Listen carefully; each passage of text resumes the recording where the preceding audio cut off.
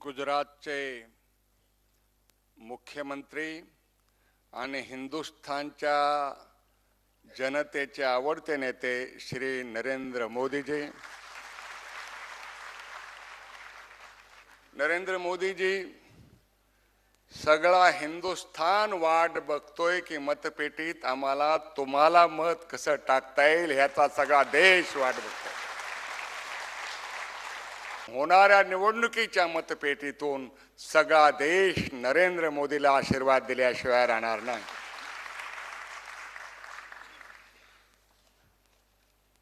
साठ वर्ष झाली की आपण लोकशाही स्वीकारलेली आहे आणि ज्यावेळी आपण लोकशाही स्वीकारली तेव्हा जगामध्ये फक्त 22 देशामध्ये लोकशाही होती। आता जगातल्या 123 देशामध्ये लोकशाही। राज्य करण्याच्या अनेक पद्धती, राजेशाही आहे, डिक्टेटरशिप आहे, एक पक्षीय हुकुमशाही आहे, पण जगाने आता स्वीकारले की सगळ्या जगामध्ये राज्य करण्याची सगळ्यात चांगली पद्धती ही लोकशाही आहे। परंतु त्या लोकशाहीतून जनतेचे प्रश्न सुटतात की नाही अशी शंका कधी कधी लोकशाहीबद्दल निर्माण होते। एक तर ही राज्य पद्धती चांगली का नाही ह्याच्यावर विवाद होऊ शकत नाही। राज्य पद्धती चांगली आहे, पण ती पद्धती राबवणाऱ्यावरती अवलंबून आहे। राबवणारे चांगले नाहीत म्हणून पद्धतीला दोष दिला जाऊ शकतो। लोकशाही पद्धतीने सुद्धा जनतेचे प्रश्न सुटू शकतात। हे मी विधान करतोय, हे काल्पनिक नाही। ह्याचं आदर्श उदाहरण आहे की लोकशाही मार्गाने सुद्धा स्वच्छ, पारदर्शी आणि कार्यक्षम सरकार देता येतं। ह्याचं जगातलं सगळ्यात चांगलं उदाहरण गुजरातचं आहे। नरेंद्र मोदींनी हे सिद्ध केलेलं आहे। लोकशाही भ्रष्टाचाराला जन्म देते, लोकशाही अनागोदी कारभाराला जन्म देते, लोकशाही मधून फार दोष निर्माण होतात। पण नरेंद्र मोदीजींच्या दोन्ही निवडणुकीच्या प्रचाराला मी गेलो होतो, पण लोक स्वतः आदर्श असतात। मी चांगलं वागेन, मी पैसे खाणार नाही, पण नरेंद्र मोदींनी लोकशाहीतलं आणखी एक पुढचं पाऊल उचललेलं आहे। मी तर पैसे खाणार नाही, पण कुणाला पैसे खाऊ देणार नाही। गुजरातीत मला त्याचं ट्रान्सलेशन करता येणार नाही। काय ह्याचा अर्थच गुजराती लोक आज भरपूर आलेले आहेत आणि म्हणून हा चमत्कार केला जाऊ शकतो हे उदाहरण आपण भारतात पाहतोय। आज अशा सरकारची देशाला गरज आहे आणि म्हणून सरकारच्या अपयशामुळे, सरकारच्या भ्रष्टाचारामुळे लोकशाही लोकांना नकोशी वाटले ते, विशेषतः तरुणांना। आणि तरुणांना आदर्श पाहिजे, तरुणांना काहीतरी कार्यक्षमपणे काम करणारे लोक पाहिजे अशी अपेक्षा आहे। खरं म्हणजे इतक्या वर्षाच्या आपल्या लोकशाही राबवण्यामुळे निश्चित काही दोष निर्माण झाले असतील। आपल्याला माहित आहे की या देशामध्ये 50% लोक निरक्षर असून सुद्धा आणीबाणी नंतर या देशातलं विद्यमान आणीबाणी आणणारं सरकार लोकांनी उलथून टाकलं। त्या निवडणुकीत श्रीमती इंदिरा गांधीचा पराभव केला, त्यावेळी संजय गांधीचा पराभव केला। अमेरिकन एक लेखक इथे येऊन गेला, त्याने 3 महिने या भारतात दौरा केला आणि तिथं गेल्यानंतर पुस्तक लिहिलं।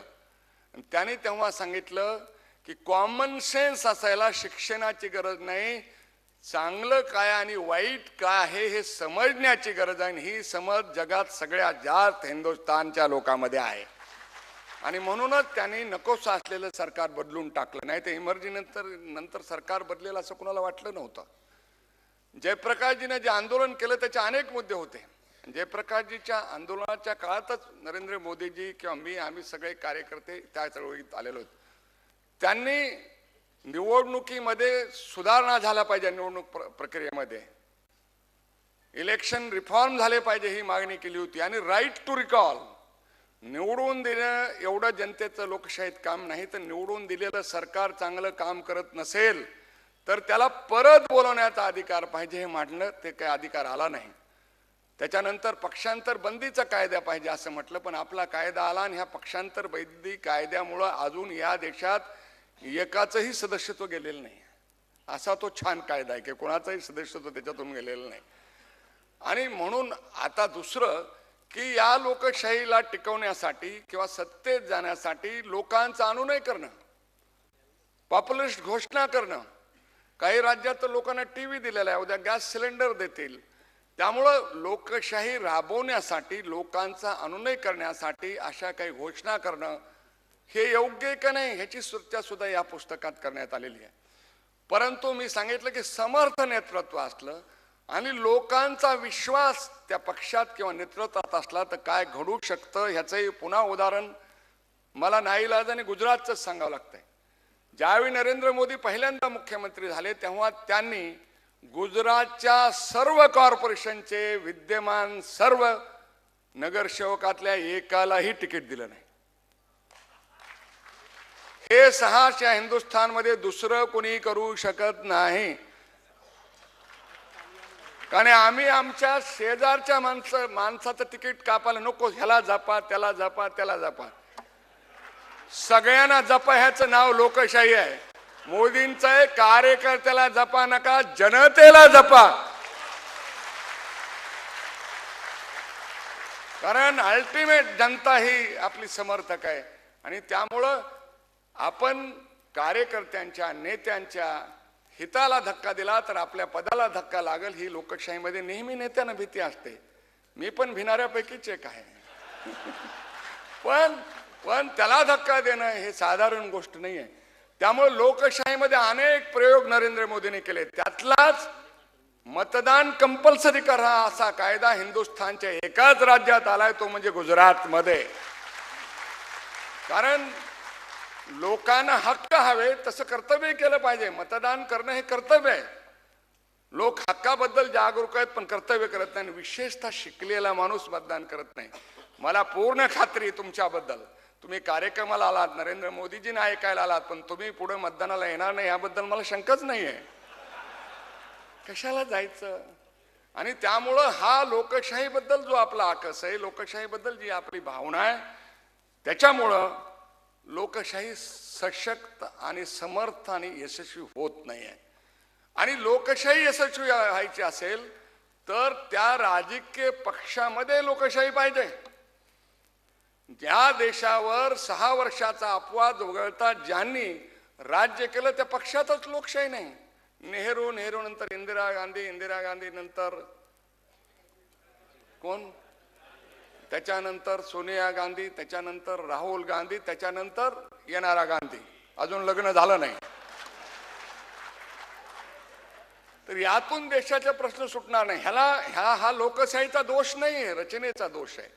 आणि म्हणून आपल्या देशातली लोकशाही जर यशस्वी व्हायची असेल तर एकच गोष्ट करावी लागेल, लोकांनी जागरूक असलं पाहिजे. लोक जागरूक असल्या पाहिजे. आणि जे लोकशाहीच्या विरोधी वर्तन करतात त्यांना दंडित केलं पाहिजे.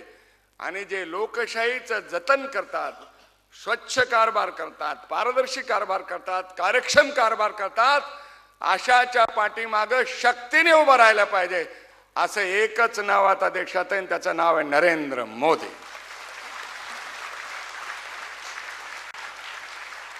आणि म्हणून तुमच्याकडे पाहिल्यात या देशातल्या तरुणाईला, या देशातल्या तरुणांना निराशा येत नाही. ते म्हणतात तरुण, आम्ही नाही, मी नाही तरुण म्हणतात ओनली होप नरेंद्र मोदी.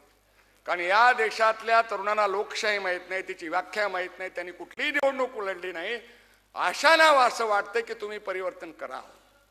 ही जी भावना आहे, ही भावना निश्चित आपल्याला तर संधी देईलच, पण या देशाला जगात एक शक्ती म्हणून पुढे आणल्याशिवाय राहणार नाही.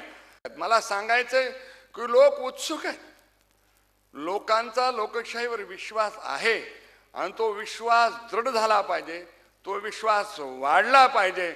आणि हिंदुस्थानमध्ये लोकशाही टिकली पाहिजे. कारण ही लोकशाही टिकावी म्हणून माझ्यासारखी माणसं तारुण्यात 16 महिने जेलमध्ये गेली. आणि म्हणून ही लोकशाही जरी आपल्याला 60 वर्ष झाला असल्या तरी ती यशस्वी जरी झाली नसली तरी भावी काळात ती यशस्वी होईल. हे खरं आहे की निवडणुकीमध्ये रिफॉर्म करावे लागतील, आपल्या डेमोक्रेसीमध्ये सुद्धा काही सुधारणा कराव्या लागतील.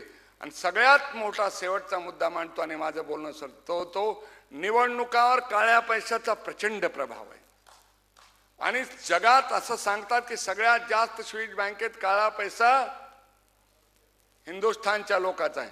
बाकी तुम्ही या देशाचं काही करा नका करू, पण नरेंद्र मोदीजी तुम्हाला संधी मिळाली तो काळा पैसा हिंदुस्थानमध्ये आणा, येऊ द्या. म्हणजे मग पुन्हा तुम्हाला 5 वर्ष टॅक्स लावावा लागणार नाही, एवढा पैसा आपला तिथे आहे. आणि ह्या काळ्या पैशाचा प्रभाव, एक गोष्ट सांगतो माझ्याबद्दलच, मी पहिल्यांदा 1980 साली आमदार झालो, तेव्हापासून मी आता लोकप्रतिनिधी. पहिली निवडणूक मी 29,000 जिंकलो आणि ज्यामध्ये 22,000 निधी मला मिळाला. मला 7,000 रुपये खर्च करावे लागले. आणि गेले वर्षीची निवडणूक मी 8 कोटी रुपये खर्च करून, इलेक्शनवाले नसतील तर, आणि आता इलेक्शन केस झाली तरी मी आता काय 5-6 महिने राहिलेत, एवढा पैसा लागतो. मग मी जर 10-10 कोटी रुपये होऊन खासदार व्हायचं असेल तर कशी ही लोकशाही चालणार. आणि म्हणून मला असं वाटतं की राजकीय पक्षाला निवडणुका लढण्यासाठी स्टेट ट्रेझरीतून पैसा द्यायला पाहिजे, त्याशिवाय काळा पैसा निर्माण होणं थांबणार नाही. आणि राजकीय पक्ष जर बाहेरून पैसा घेऊन निवडणुका जिंकत असतील तर ती कंपल्शन येणार. हे टाळणं आवश्यक आहे. कसं मला माहीत नाही, परंतु या देशाच्या भ्रष्टाचाराचा मूळ, भ्रष्टाचाराचा जन्म ह्या निवडणुकीच्यावर जो पैशाचा प्रभाव आहे त्याच्यामधून होतो. आणि म्हणून खरे लोकशाहीचे रिझल्ट बाहेर येत नाहीत. त्यामुळं जगातला काळा पैसा इथे आणणं आणि इथे निवडणुकीवर काळ्या पैशाचा प्रभाव हे कमी करणं, हे जर झालं तर ह्या देशातली लोकशाही यशस्वी होईल. जय हिंद, जय Maharashtra. Bharatiya Janata party election management कमिटीचे अध्यक्ष आणि गुजरातचे लोकप्रिय मुख्यमंत्री माननीय नरेंद्र भाई, मी हिंदीमध्ये बोलतो कारण नरेंद्र भाईंना पण ते सोयीचं होईल. लोकतंत्र हम सब लोगों ने स्वीकार किया है और हमारे में से अनेक लोगों ने लोकतंत्र को बचाने के लिए कुर्बानी भी दी है. 1975 में जो इमरजेंसी आई, उस इमरजेंसी के खिलाफ 2 साल जो संघर्ष हुआ, उसके कारण इस देश का लोकतंत्र बचा है. और इस लोकतंत्र में गुणात्मक परिवर्तन होना चाहिए ताकि लोगों ने बैलेट से जिस सरकार को चुनकर दिया उस सरकार ने अच्छा कार्य करना चाहिए. इसका चिंतन करके डॉक्टर विनय सहस्त्रबुद्धे जी ने ये किताब लिखी है. लोकतंत्र ये हमारी जो शासन पद्धति है, ये हमारे लिए पूरे वर्ल्ड में सबसे अच्छी अगर कोई शासन पद्धति है तो लोकतंत्र है. हमारे सिस्टम में दोष नहीं है, दोष नीतियों में और नेतृत्व में होते हैं. आज हमारे देश में गुजरात में भी लोकतंत्र है, महाराष्ट्र में भी लोकतंत्र है और दोनों राज्यों में लोकतांत्रिक पद्धति से सरकार चुनकर आई है. पर महाराष्ट्र जैसे प्रगतिशील समृद्ध संपन्न राज्य में हमको पानी के लिए किस प्रकार की दिक्कत इस साल आई, इसका सामना महाराष्ट्र ने किया.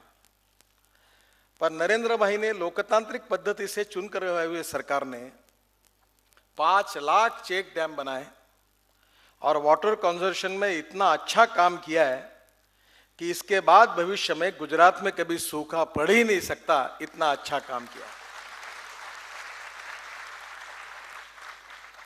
मुझे लगता है कि लोकतंत्र जिन 4 स्तंभों पर खड़ा है, उसमें legislative wing, executive wing, media और जुडिशरी, ये 4 स्तंभ है.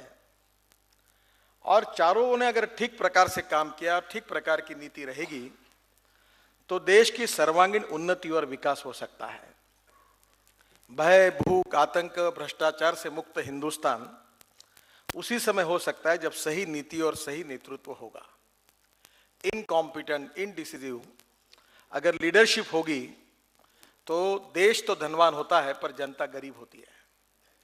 आज हमारे सामने जो कुछ प्रश्न और समस्याएं खड़ी है, इसका सबसे बड़ा कारण अगर कोई है तो wrong economic policies, bad and corrupt governance and visionless leadership.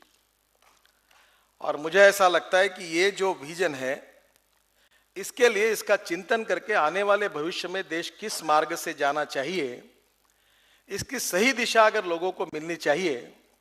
1947 में देश को जब स्वाधीनता मिली तो जवाहरलाल जी नेहरू हमारे प्रधानमंत्री बने और उन्हें रशियन मॉडल को पसंद किया।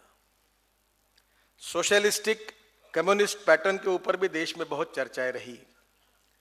पूंजीवाद, साम्यवाद और समाजवाद, इन तीनों बातों की चर्चा होती रही। और स्वाधीनता के 65 साल के बाद आज हमको फिर से एक बार विचार करना पड़ रहा है कि हम कौन से मार्ग से जाएं। सोशलिस्टिक पैटर्न ऑफ नेशनलाइजेशन, इसको स्वीकार करें कि जो कैपिटलिस्ट थिंकिंग का प्राइवेटाइजेशन आता है उसके साथ हम चले। मुझे ऐसा लगता है कि इन दोनों से भिन्न विचार देश के लिए करना होगा, और वो जो विचार है वो देश के विकास के लिए, मुझे लगता है कि आज देश की सर्वांगीण उन्नति और विकास करने के लिए जो चिंतन है वो निश्चित रूप से भारतीय जनता पार्टी ने अटल बिहारी वाजपेयी जी के शासन कार्यकाल में सिद्ध करके दिखाया। 8.4% जीडीपी था जो आज 4.5% आया है। हमारे मध्य प्रदेश की सरकार ने 18.90 एग्रीकल्चर ग्रोथ रेट लाया और 11.50 जीडीपी है। गुजरात में per capita income, GDP, agriculture growth rate में सब रिकॉर्ड तोड़ दिए हैं। जब लोकतंत्र में सही नेतृत्व होगा, सही नीतियां होगी, तो गुजरात और मध्य प्रदेश और अटल बिहारी वाजपेयी जैसे सरकार के फल मिल सकते हैं देश की जनता को। और गलत नीति और गलत नेतृत्व आया तो आने वाले 2 महीने में हमारे देश को सोना भी गिरवी रखना पड़ेगा। ये देश की स्थिति आज आई है। फॉरेन एक्सचेंज रिजर्व समाप्त हुआ है और डॉलर की तुलना में रुपए की कीमत 60 रुपए के ऊपर पहुंची है। आज हमारे देश में इंपोर्ट बढ़ रहा है, एक्सपोर्ट कम हो रहा है, किसान आत्महत्या कर रहे हैं और बेरोजगारों की संख्या बढ़ रही है। 2 लाख करोड़ का लॉस केवल जो जनरेशन डिस्ट्रीब्यूशन कंपनी है इलेक्ट्रिक की, स्टेट गवर्नमेंट की, उनका है। पानी को सप्लाई करने वाले जो नगर पालिका, महानगर पालिका और ग्राम पंचायत में जो स्कीम्स चल रही है उसका घाटा 2,50,000 करोड़ का है। अगर एक एक सेक्टर निकाला जाए तो देश समस्या से ग्रस्त है। पर good economic governance with the help of e governance and development, और सही नेतृत्व होगा और सही नीतियां होगी तो देश में परिवर्तन हो सकता है। और इसलिए सिस्टम में दोष नहीं है, दोष नीतियों में है और नेतृत्व में है। विनय जी ने भारतीय जनता पार्टी के कार्यकर्ता के रूप में जो हमने गुड गवर्नेंस सेल चलाया था उसमें अच्छा मार्गदर्शन किया है, और उस सेल में नरेंद्र भाई, बाकी सभी मुख्यमंत्रियों ने बहुत अच्छा कंट्रीब्यूट किया है। आज हमारे देश में आवश्यकता है सही नेतृत्व को तैयार करने की। मजाक में एक उदाहरण बताया जाता है कि जो मेरिट में पास हुआ वो आईएएस ऑफिसर हुआ, जो फर्स्ट क्लास में पास हुआ वो चीफ इंजीनियर हुआ, और जो 3 बार फेल हुआ वो मिनिस्टर हुआ। पर ये विनोद छोड़ दिया जाए तो बैलेट से जो भी नेता चुनकर आता है उसको सही नेतृत्व की दिशा अगर मिलती है, विजन मिलती है, और उसका मैनेजरियल स्किल अगर बढ़ता है तो वो भी अच्छा कार्य कर सकता है। लोगों का शासन लोगों के लिए। आज इसी स्टॉक एक्सचेंज में हम काम आए हैं, मुझे बहुत याद आ रही है कि इसी मुंबई में जब एक्सप्रेस हाईवे और फ्लाईओवर्स बनाने के लिए हमने संकल्प किया था यूटी सरकार में, तब मैं यहाँ आया था मंत्री करके और यहाँ के लोगों को मिला था। और आपको ताज्जुब होगा कि प्राइवेटाइजेशन, लिबरलाइजेशन का कंसेप्ट अलग है, ये जो पीपलाइजेशन है ये अलग कंसेप्ट है। हमने लोगों से 4,000 करोड़ रुपए इकट्ठा किए थे, 4,000 करोड़ रुपए कैपिटल मार्केट से, और उससे फ्लाईओवर बने, एक्सप्रेस हाईवे बना, या वर्ली बांद्रा सीलिंग प्रोजेक्ट भी केवल 420 करोड़ रुपए में अगर उस समय हम सरकार रहती तो पूरा होता, जिसको 1800 करोड़ रुपए आज लगे। लोगों के पैसे से काम हुआ। वेटरनरी हॉस्पिटल, छोटे छोटे हॉस्पिटल लोग चला सकते हैं। मोक्षधाम स्मशान भूमि में, वहां में आप जरूर समझ लेंगे कि वहां छोटे छोटे काम हमारी चैरिटेबल ट्रस्ट कर सकते हैं। जो नेता गवर्नमेंट स्कूल के बारे में आग्रही होते हैं वो अपने बच्चों को सीबीएसई स्कूल में भेजते हैं। आज ऑटो रिक्शा चलाने वाला भी कहता है कि मेरे लड़के को सीबीएसई स्कूल में एडमिशन चाहिए। आज देश में लोगों का दृष्टि बदल चुकी है, क्वालिटी इंपॉर्टेंट बनी हुई है, और ऐसे स्थिति में सरकार का मिनिमम रोल रहे और लोगों को जैसे जो प्रिंसिपल ऑफ ट्रस्टीशिप जो महात्मा गांधी जी ने बताया है, उसके आधार पर सरकार के बजाय लोग आगे आकर काम करें, हॉस्पिटल चलाए, अनेक प्रकार की सेवाएं चलाएं और विकास के काम करेंगे, तो मुझे लगता है लोकतंत्र के माध्यम से गुणात्मक परिवर्तन होगा। और इसके लिए आवश्यकता है सही नेतृत्व की, नेतृत्व के विकास की, विजन की। और विजन और नेतृत्व दोनों अगर ठीक होगा तो लोकतांत्रिक मूल्यों के साथ भी विकास की दृष्टि चाहिए, डेवलपमेंट ओरिएंटेड अप्रोच चाहिए, कंस्ट्रक्टिव थिंकिंग चाहिए, संवेदनशीलता चाहिए। और अगर इसमें से जो नेता ऐसे है कि जिन्होंने अपने जीवन में यह तय किया है कि हमारा देश पहले है, बाद में पार्टी और उसके बाद में मैं हूं, ऐसे व्यक्तियों में से नरेंद्र भाई यहां उपस्थित हैं। उन्होंने संघ के प्रचारक के रूप में अपना संपूर्ण जीवन देश के लिए दिया है और देश के प्रगति और विकास के लिए इस लोकतांत्रिक पद्धति से काम करने वाले, विकास अभिमुख और जिनमें कार्य करने की क्षमता है, ऐसे नेतृत्व की आज देश में सबसे बड़ी आवश्यकता है। हमारी ट्रेजेडी यह है कि we are a rich nation with a poor population, और इसलिए इस स्थिति को बदलना है और देश को अगर आगे लेकर जाना है तो लोकतांत्रिक पद्धति में तो सुधार चाहिए, पर इस पद्धति के साथ साथ नेतृत्व का भी सही विकास करना होगा। और दोनों का समन्वय जब ठीक से होगा तो ही ये देश सुखी, समृद्ध, संपन्न, शक्तिशाली बनेगा और निश्चित रूप से भय, भूख, आतंक और भ्रष्टाचार से मुक्त होगा। मैं मानता हूं कि आज हमारी विचारधारा में ये ताकत है, क्योंकि 65 साल के अनुभव के बाद समाजवाद, साम्यवाद और पूंजीवाद तीनों भी विफल हुए हैं। कम्युनिस्ट और सोशलिस्टिक कहते थे कि हर चीज सरकार करे। अनुभव यह आया कि सरकार ने जिन जिन चीजों को हाथ लगाया वहां घाटा हुआ है।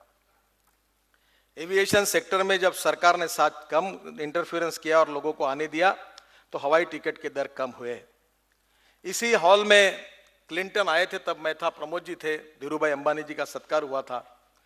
तब जब ये टेलीकम्युनिकेशन के क्षेत्र में जब क्रांति हुई तो नागपुर से मुंबई बात करने के लिए 65 रुपए लगते थे, आज 30 पैसे में बात हो रही है। More competition, more benefit to the consumer. एक तरफ पूंजीवाद, प्राइवेटाइजेशन, लिबरलाइजेशन, अनेक बातें सामने हैं। दूसरी तरफ अगर हम लोगों के सहभाग से, सहयोग से और प्रिंसिपल ऑफ ट्रस्टीशिप जो महात्मा गांधी जी ने बताया है और पंडित दीनदयाल उपाध्याय जी ने जिस अंत्योदय का उल्लेख किया है, उसका विचार सामने रखकर good economic governance with the help of e governance and development, जिसके लिए नरेंद्र भाई ने बहुत अच्छा काम किया है, उसके अनुसार अगर लोकतांत्रिक सिस्टम में काम करेंगे तो हमारे प्रगति और विकास का दर बहुत गति से बढ़ेगा। मुझे लगता है कि लोकतांत्रिक माध्यम से देश के भविष्य को, देश के तकदीर को बदलने के लिए हम किस प्रकार का नेतृत्व निर्माण करें, किस प्रकार की विजन उसको दे। जैसे इंस्टीट्यूट ऑफ मैनेजमेंट हमारे यहाँ है, वैसे institute of management and entrepreneurship ये भी महत्वपूर्ण है। केवल बिजनेस एंटरप्रेन्योरशिप से नहीं होगा, तो पॉलिटिकल एंटरप्रेन्योरशिप को भी बढ़ावा देना पड़ेगा।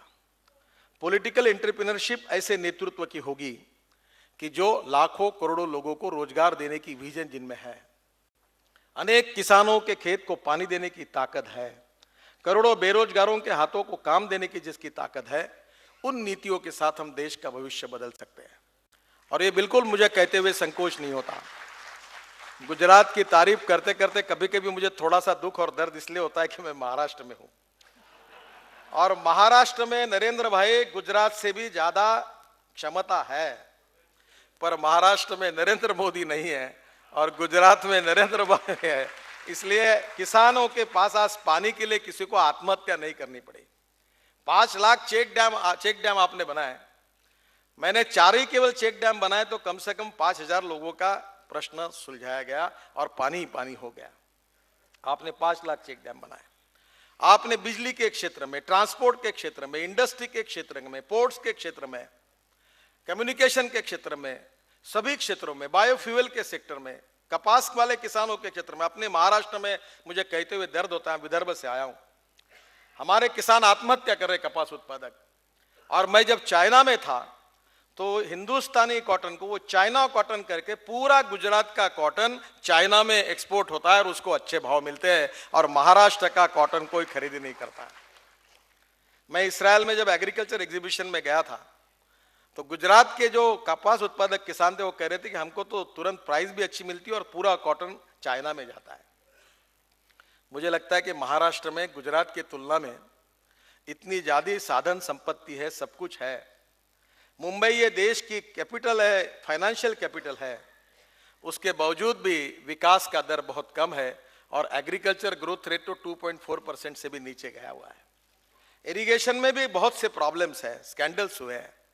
ऐसे स्थिति में लोकतांत्रिक पद्धति सही है, there is no problem with the system, problem is with the vision, with the economic policy and with the leadership.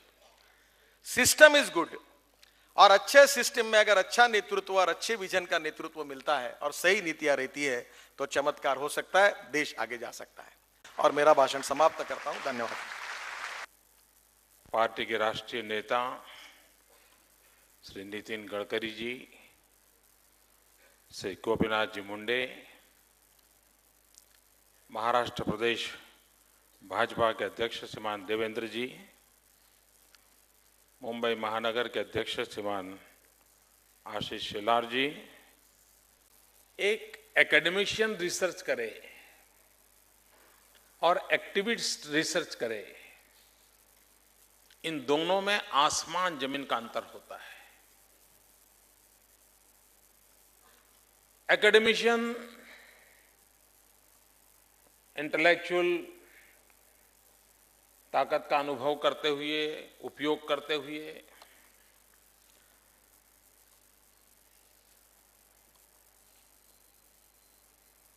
विचार विमर्श करते हुए, अपनी बुद्धि का उपयोग करते हुए उसके निष्कर्ष निकालता है। और एक एक्टिविस्ट अपनी इंटेलेक्चुअल प्रॉपर्टी को उस अनुभव के तराजू में तराशता है और तब जब वो देता है उसकी ताकत भिन्न होती है। और सरल शब्दों में मुझे कहना है तो मैं कहूंगा कि जितना अंतर 5 स्टार होटल में कोई खाना खिलाए और मां बेटे को प्यार से जो खाना बना के दें, उन दोनों में जितना अंतर होता है उतना अंतर एक एकेडमिशियंस की रिसर्च में और एक एक्टिविस्ट की रिसर्च में होता है। मित्रों, ये विषय भी ऐसा है कि लोकतंत्र हमें अच्छा लगता है, लेकिन बारीकियों में, गहराइयों में जाना ज्यादातर लोगों का स्वभाव नहीं होता है। और दुर्भाग्य से हमारे देश में, दुर्भाग्य से हमारे यहां लोकतंत्र का स्पिरिट का जिस प्रकार से उसका व्याप बढ़ना चाहिए वो नहीं बढ़ा है। उसमें एक ठहराव है। और ठहराव क्यों आया है कि राजनेताओं ने एक ऐसी मानसिकता बना दी है, राजनीतिक दलों ने लोगों का ऐसा प्रबोधन किया है कि लोकतंत्र का मतलब है कि आप वोट के माध्यम से किसी एक दल को 5 साल का कॉन्ट्रैक्ट दे दो कि भाई अब तुम 5 साल में मेरा इतना इतना कर दो, मेरा इतना भला कर दो। और अगर 5 साल में उसने कॉन्ट्रैक्ट को ठीक नहीं चलाया, काम नहीं किया, अच्छा तू जा, दूसरे को लाएंगे। मित्रों, लोकतंत्र ये सिर्फ ठेका देने की व्यवस्था नहीं है। लोकतंत्र हम सबने मिलकर के इस राष्ट्र को, उसकी आशा आकांक्षाओं को, जन जन की इच्छाओं आकांक्षाओं को परिपूर्ण करने का एक उत्तम माध्यम है। एक बार मैं चाइना में एक सेमिनार के लिए गया था और चाइना में आप ज्यादा लोकतंत्र करो तो थोड़ा अनकंफर्ट माहौल पैदा होता है। तो वहां मुझे पूछा गया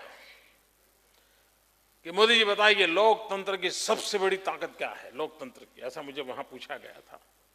अब अचानक इतना बड़ा सवाल आ गया था और वो भी चाइना में आया था, तो मैंने एक छोटा सा हल्का फुल्का जवाब मेरे दिमाग से निकला था। मैंने कहा लोकतंत्र की सबसे बड़ी ताकत है गलती को ठीक करने का उत्तम अवकाश लोकतंत्र में मिलता है। आपने किसी को शासन दे दिया और लगा कि भाई ये गलती हो गई है, तो 5 साल में आपको दोबारा निर्णय करने का अवसर मिल जाए, गलती ठीक करने का मौका मिलता है। ये अपने आप में लोकतंत्र की बहुत बड़ी ताकत है, और वही ताकत है जो हमें जहां है वहां से ऊपर जाने का सामर्थ्य देती है। मित्रों, हमारे देश में कई प्रकार की एनिवर्सरीज मनाई जाती है, जयंतियां मनाई जाती हैं, और कुछ की तो साहब 3-3, 5-5 दिन चलाई जाती है। नाना कौन थे, दादा कौन थे, पिता कौन थे, पता नहीं क्या क्या बताते हैं।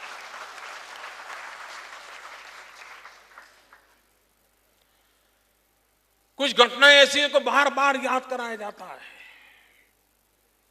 मैं हैरान था कल जब 26 जून गई, जिस 26 जून में हिंदुस्तान के लोकतंत्र का गला घोंट दिया गया था,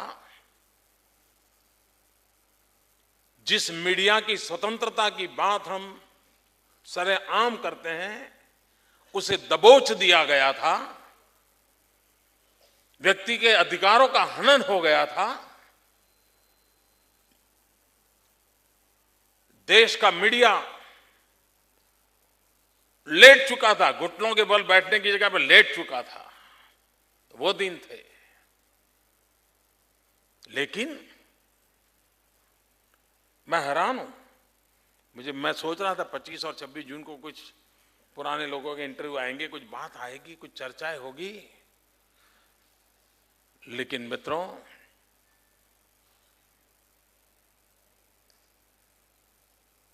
इस देश में किसी एक दिन को सर्वाधिक याद करने की आवश्यकता है, तो जितना महत्व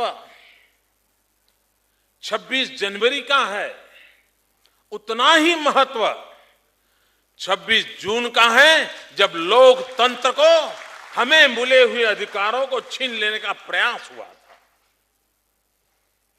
इस देश की आत्मा को रौंद डाला गया था। और मित्रों, हमारे यहां कहा है, राष्ट्रयाम जागृयाम वयम, ऐसे विषय होते हैं जिनमें निरंतर जागरण आवश्यक होता है। यह किताब उस कार्य की पूर्ति के लिए एक अच्छा माध्यम बनी है। अंग्रेजी में कहते हैं eternal vigilance is the price of liberty. और उस अर्थ में, और यही तो घटनाएं हैं जो हमें लोकतंत्र की और श्रद्धा बढ़ाती हैं, कि जब लोकतंत्र नहीं होता है, लोकतंत्र छीन लिया जाता है, तब हालत क्या होती है, इसका परिचय उन घटनाओं को बार बार स्मरण करने से होता है।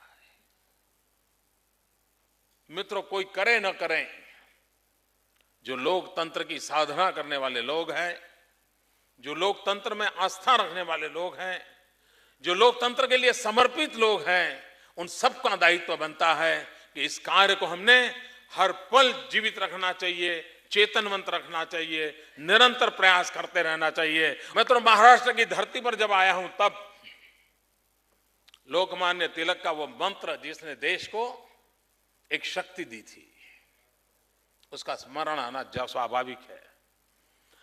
लोकमान्य तिलक ने कहा था, स्वराज मेरा जन्मसिद्ध अधिकार है। मित्रों, स्वराज पाने के लिए कितने लोगों ने बलिदान दिया, स्वराज के लिए क्या कुछ नहीं झेला, और स्वराज आने से क्या हो जाएगा, सवाल या निशान भी कोई कम नहीं लगाए गए थे। उसके बावजूद भी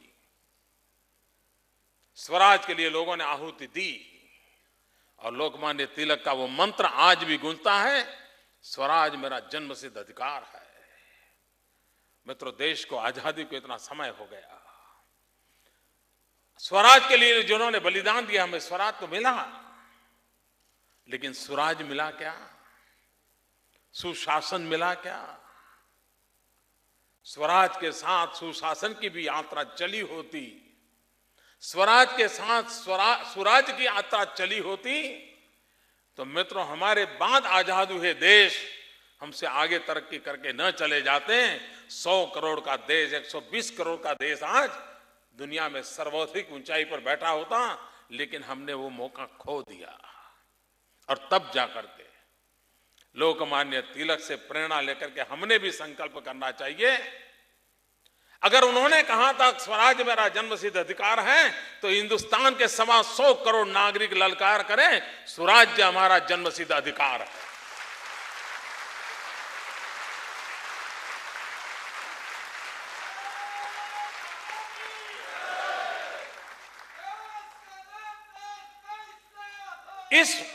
इस भावना को मित्रों जगाने की बहुत आवश्यकता है।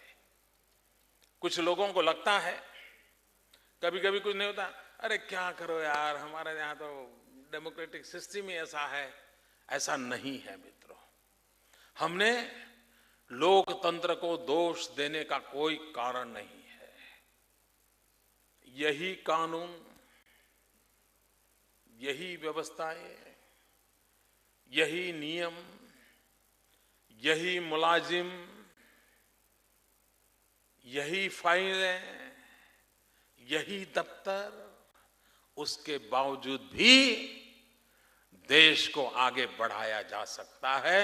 ये मेरा विश्वास है दोस्तों।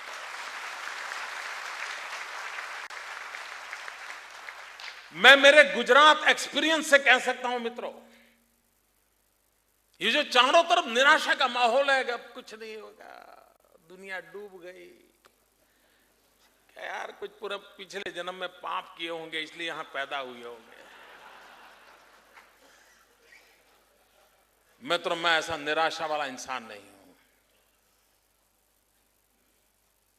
ये बहुरत्ना वसुंधरा है, ये सामर्थ्यशाली देश है। 1200 साल तक गुलामी झेलने के बाद भी अगर उठ खड़ा हुआ है, तो उसके भीतर कोई ताकत है, उसका एहसास करने की आवश्यकता होती है।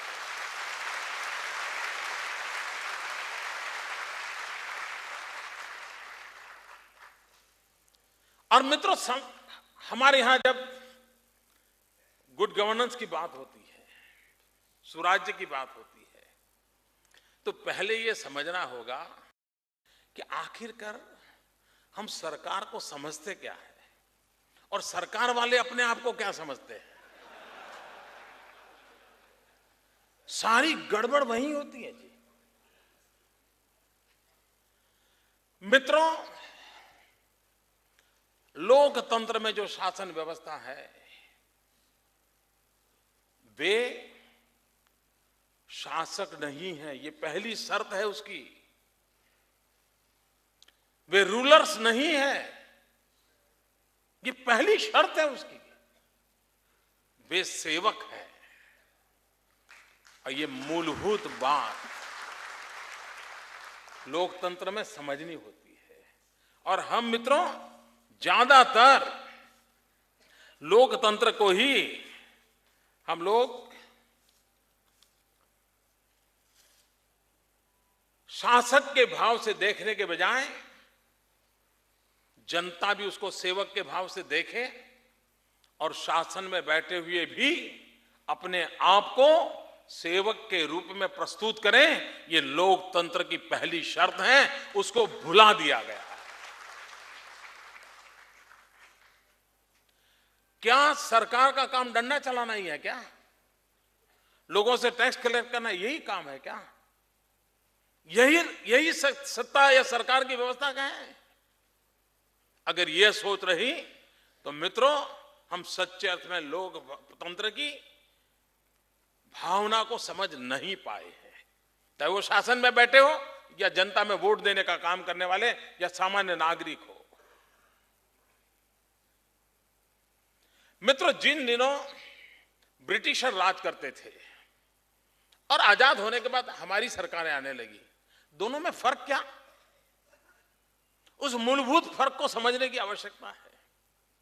अंग्रेज शासन करते थे तो उस शासन व्यवस्था का अल्टीमेट एम क्या था? उनका अल्टीमेट यह था कि ब्रिटिशरों का यावत चंद्र दिवाकरो यहां राज रहे, यहां चीजें ऐसी हो कि जिसे अनरेस्ट पैदा न हो और वो मजबूत होते चले। ये उनका मूलभूत आधार था। लोकतंत्र और स्वराज जाने के बाद हमारे सरकारों का काम, शासन व्यवस्था का काम सत्ता में बैठे हुए लोगों को मजबूत करने का नहीं है। उनका काम है जनता को मजबूत करने का। उनका काम है समाज व्यवस्थाओं को मजबूत करना। ब्रिटिशरों का इरादा वो होगा, हमें तो लोक शक्ति को सशक्त करना चाहिए, ये उसका मूलभूत सिद्धांत होना चाहिए। मित्रों, हमारे यहां दो शब्द हैं और हम शब्दों का अर्थ भी भूल गए हैं। कभी कभी हम कहते हैं कि भाई कि आजकल क्या करते हो, तो जवाब देता है जॉब है। मित्रों, सरकार में कभी भी जॉब शब्द का उपयोग नहीं होता था।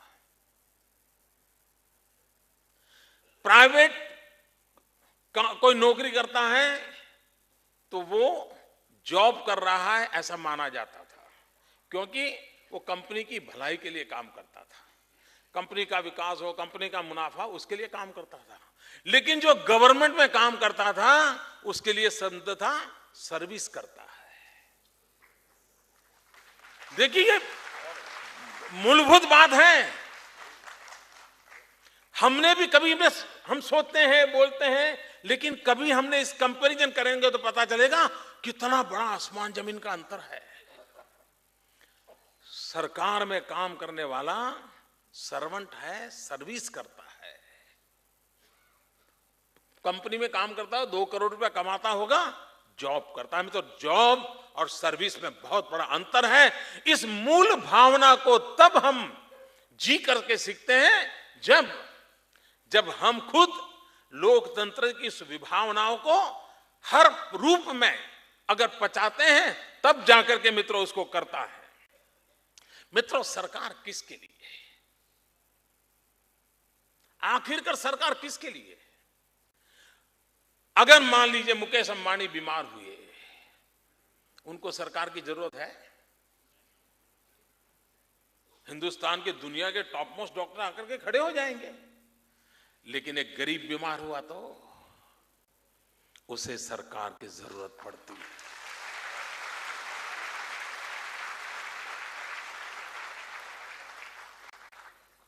सरकार गरीबों की बेली होती है, गरीबों की आशा होती है, आकांक्षा होती है।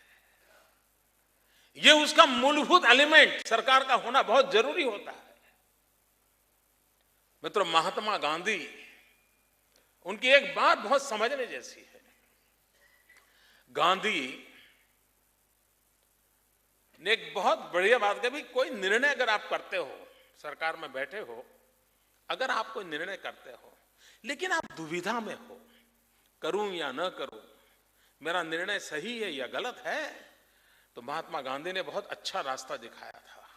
उन्होंने कहा था, किसी गरीब को याद करना, उनके चेहरे का स्मरण करना और निर्णय करते समय सोचना, क्या मेरा निर्णय उसके लिए खुशी का कारण बनेगा, और अगर लगता है तो बनेगा तो आपका निर्णय सही है।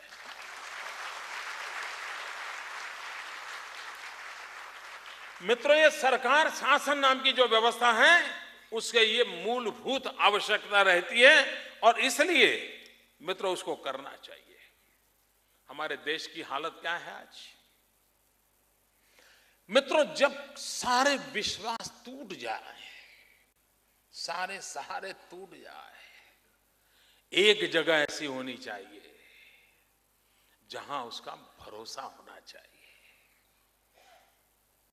रात को सो जाए तो उसको विश्वास होना, नहीं चिंता नहीं, सरकार है, उसे विश्वास होना चाहिए। मित्रों, आज स्थिति क्या है, आपको भरोसा है? देश के 60 साल के बाद आप, कभी कभी आपने देखा होगा, आप एसएमएस करते हो किसी को, फिर फोन लगा के पूछते हो मेरा एसएमएस मिला?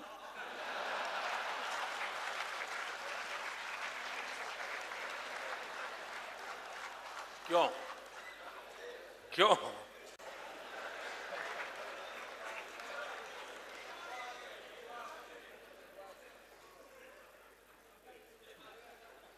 मित्रों, पहले हम पूरा भरोसा करते थे, डाकिया आता था तो बड़ा इंतजार करते थे, डाकिया आएगा। एक जमाना था, डाकिया आना यानी पूरे मोहल्ले में, गांव में एक अच्छी खबर का माहौल रहता था, यार भाई कोई खबर लेके आया है। आज डाक खाने में आपको डाक डालने की इच्छा होती है? इच्छा क्या, हिम्मत होती है? आपको शक होता है कि मेरी डाक पहुंचेगी कि नहीं पहुंचेगी, तो आप क्या करते हैं? कुरियर का भरोसा सहारा लेते हैं।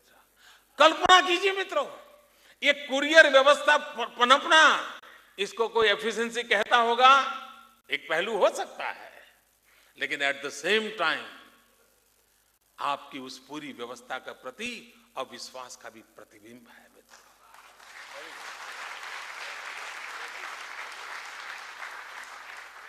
आपका भरोसा टूट चुका है। आप कहिए मित्रों, गरीब से गरीब आदमी भी, आपकी गाड़ी का ड्राइवर, आप उसको जरा पूछ लेना समय मिले तो, उसके बच्चों की पढ़ाई का क्या है। यहां बैठे हुए कईयों के ड्राइवर ऐसे होंगे जिस ड्राइवर ने कहीं से कर्ज लिया होगा और कर्ज लेकर के अपने बच्चे को अच्छी स्कूल में पढ़ाने के लिए उसने खर्च किया होगा। आप पूछो यार, तुम ड्राइवर हो, जो भी हो, तुम सरकारी स्कूल में क्यों नहीं भेजते हो? तो कहता है नहीं, मुझे उसकी जिंदगी बिगाड़नी नहीं है। मित्रों, मैं उदाहरण छोटे दे रहा हूं, लेकिन इसको गंभीरता से लेने की आवश्यकता है। सरकार की स्कूल है, सरकार का बजट है, टीचर्स हैं, सब कुछ है, जनता को भरोसा नहीं है। उसको डर लगता है कहीं बच्चा बिगड़ तो नहीं जाएगा। लोग बच्चा बिगड़ने के लिए स्कूल भेजते हैं क्या? और बोले भाई कर्ज किया है, प्राइवेट में भेजूंगा, कहीं बच्चा बिगड़ तो नहीं जाएगा। मित्रों, ये जो समस्या है, ये जो मनस्थिति है, ये मनस्थिति अपने आप में हमारे देश में गवर्नेंस कैसा हो, सरकार कैसी हो, शासक कैसे हो, उनके सामने सवाल या निशान लगाता है। मैंने एक बार मजाक में कहा था, भारत सरकार ने एक पोस्टल स्टैंप निकाला था, श्री कृष्ण और अर्जुन वाला। अर्जुन के रथ को श्री कृष्ण चला रहे हैं और कर्मण्येवाधिकारस्ते उसका श्लोक लिखा था। तो मैं उसको, जब लॉन्चिंग हुआ था तो मैं ऑडियंस में बैठा था, मैं बहुत छोटा था उस समय, देखने गया था, पोस्टल स्टैंप वगैरह का कार्यक्रम था। तो बाद में मुझे मजाक सूझी, मैंने कहा देखिए भारत सरकार कितना सच बोलती है। बोले कैसे? मैंने कहा एक पोस्टल स्टैंप लगाओ, डाक में, डाक खाने में डाल दो, लेकिन पहुंचेगा उसकी गारंटी नहीं। कर्मण्येवाधिकारस्ते,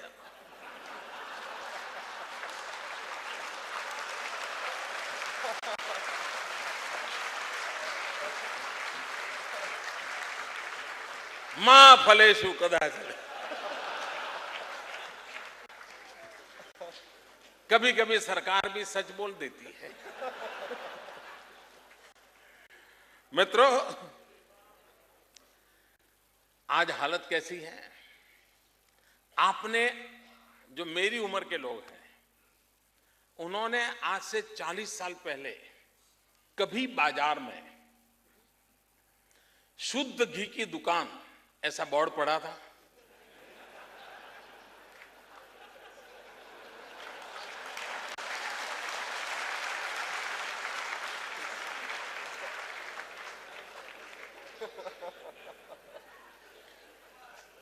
आज मित्रों हालत कैसी है बताइए, उसको लिखना पड़ता है, शुद्ध घी की दुकान।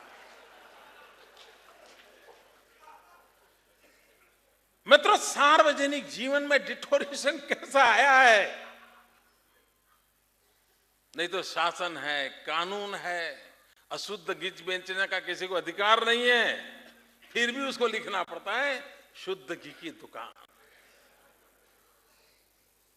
मित्रों ये बातें हैं, फिर सोचना शुरू होता है, हाँ यार, अच्छा हम लोगों का भी स्वभाव कैसा है? लोकतंत्र में हम कहां खड़े? मैं सरकारों को तो आलोचना करूं तो आप लोग ताली बजाने का मजा करता है। हम अब मैं थोड़ी आपकी बात करता हूं, मेरी तो बात मैंने बता दी, बुरा नहीं लगेगा ना? कहा फिर नाराज मत हो जाना, मुझे बहुत काम करने बाकी है।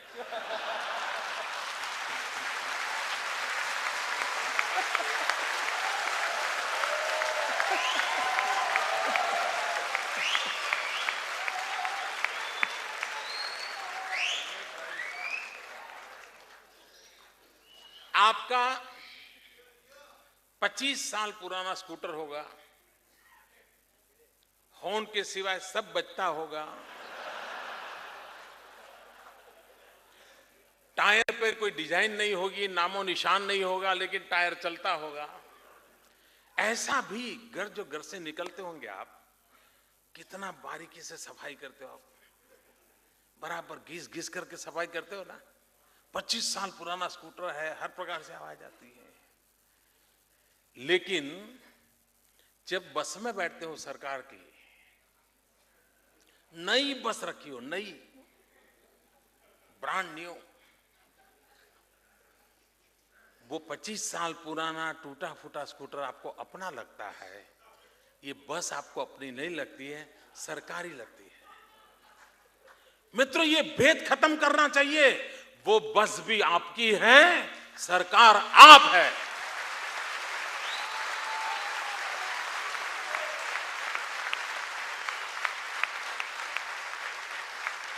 और लोकतंत्र की इस भावना के अभाव के कारण क्या होता है जी? यहां बैठा हुआ कोई इसमें से बचा हुआ नहीं होगा जो मैं बोल रहा हूं। आपके भी, मैं अच्छे से अच्छा ज्योतिष हूं, आपके चेहरे से मैं कहता हूं कि मैं जो कहने वाला हूं वो पुण्य कार्य आप सबने किया है, कोई बाकी नहीं होगा, मैं दावे से कहता हूं। आप बस में बैठे होंगे, 2-3 घंटे की सफर होगी, साथ में कोई मित्र नहीं होगा, खिड़की में देखते देखते थक गए होंगे, फिर क्या किया होगा? सीट के अंदर उंगली डाली होगी और उस फॉर्म को यूं यूं करते करते करते करते 2 इंच का उसमें गड्ढा कर दिया होगा। मेरा ज्योतिष सही है ना? क्यों? क्योंकि आपका स्कूटर आपका है, बस सरकार की है। ये जो अंतर है, इस अंतर ने को मिटाने बिना मित्रों सुराज्य नहीं आ सकता है। ये हम सबका है, हमारा अपना है मित्रों। और जिस दिन बिलोंगिंगनेस का भाव बन जाएगा, तब हमारा लोकतंत्र इतना पुख्ता हो जाएगा, हमारा गवर्नेंस अपने आप चलने लग जाएगा मित्रों। और ये बदलाव, ये परिवर्तन लाने की आवश्यकता है मित्रों, और मुझे विश्वास है कि हमने ये करना होगा। आप मित्रों, और जब सरकार पे भरोसा नहीं होता है तो हालत क्या होती है मित्रों? और कौन सरकार, ऐसी सरकार पे भरोसा करेगा? आपको याद होगा बाबा रामदेव को 4 मिनिस्टर एयरपोर्ट पे लेने गए थे, हैं? कितना भरोसा हुआ होगा उनको,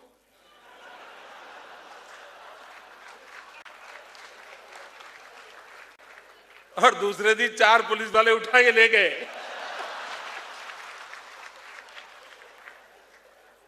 आप देखिए मित्रों, अगर सरकार पे भरोसा नहीं होगा तो मित्रों मैं नहीं मानता हूं कि आप देखिए ये चिटफंड क्यों चालू हुआ मित्रों।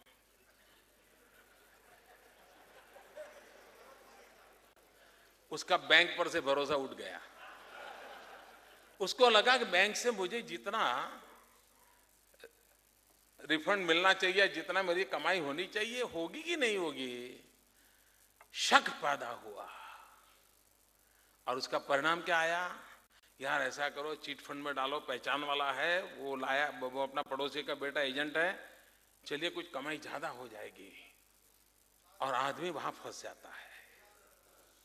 मित्रों, इस प्रकार की व्यवस्थाएं जो बनती हैं, उन व्यवस्थाओं के कारण अब देखिए आपको ऑपरेशन करवाना है, ऑपरेशन थिएटर में ले गए हैं, सीरियस नेचर का ऑपरेशन है, तो आप पहले अब आजकल क्या पूछते हैं कि भाई जनरेटर तो है ना,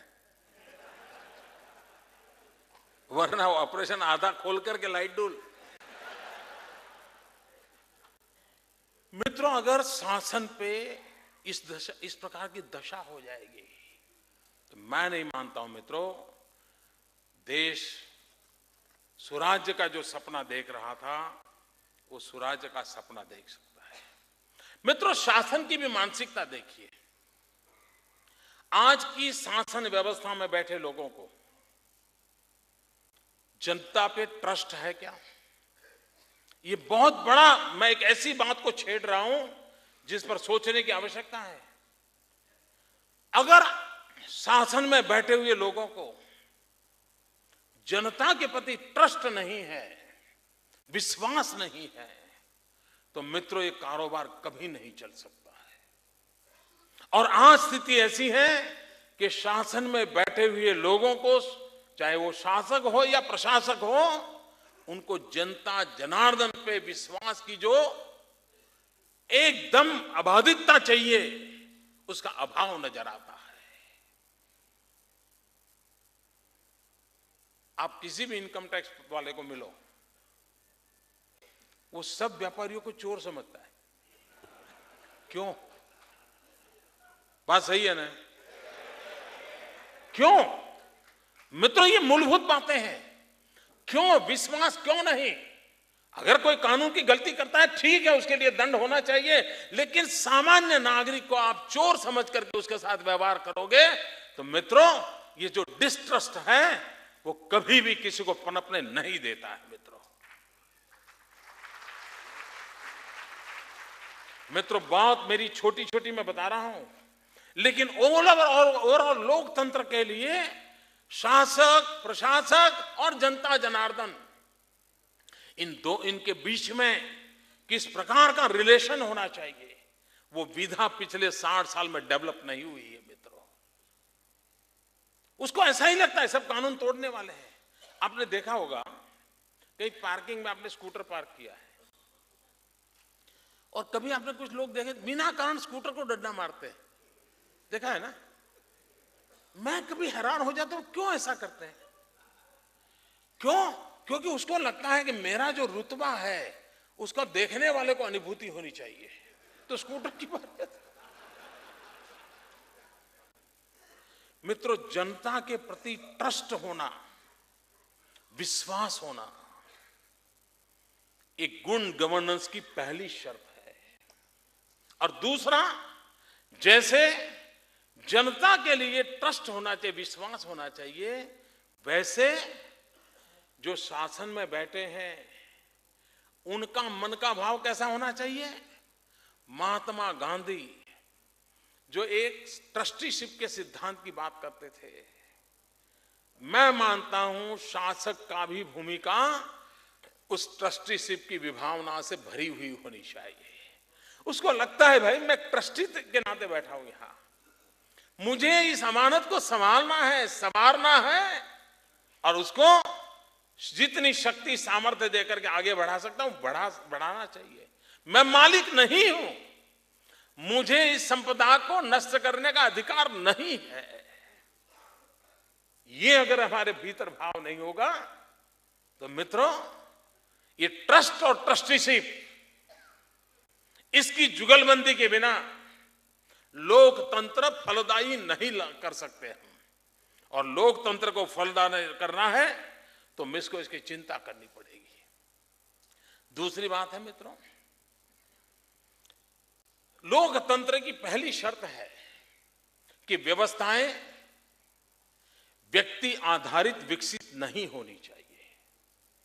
हमारे 60 साल की शासन व्यवस्था का एक परिणाम यह आया है कि हमने चीजों को व्यक्ति आधारित बना दिया।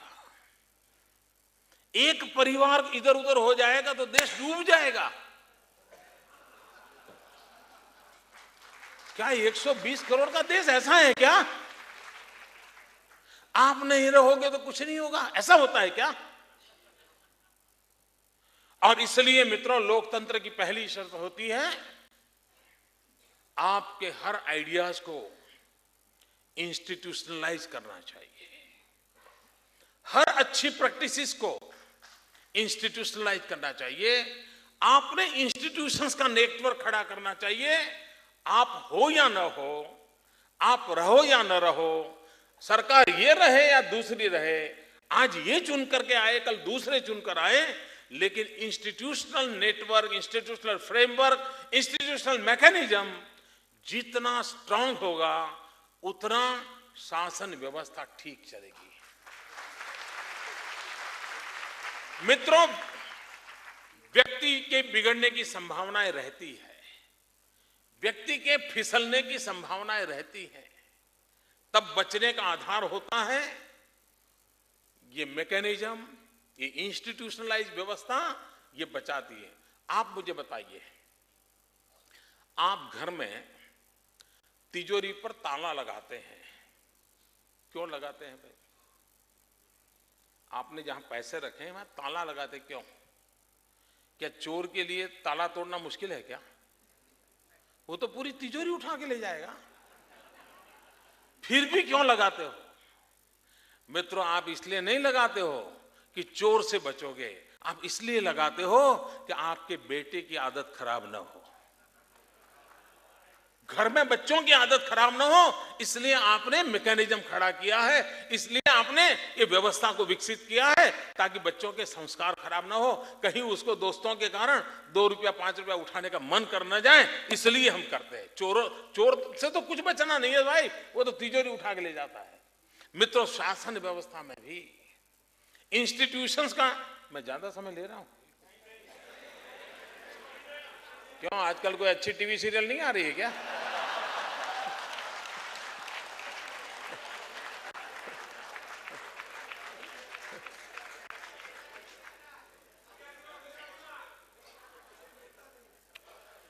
और इसलिए मैं मानता हूं मित्रों कि हमने जितना इंस्टीट्यूशंस को स्ट्रेंथन करेंगे उतना हमारा लोकतंत्र उपकारक होगा, गवर्नेंस में लोकतंत्र की पूरी विभावना का प्रगटीकरण।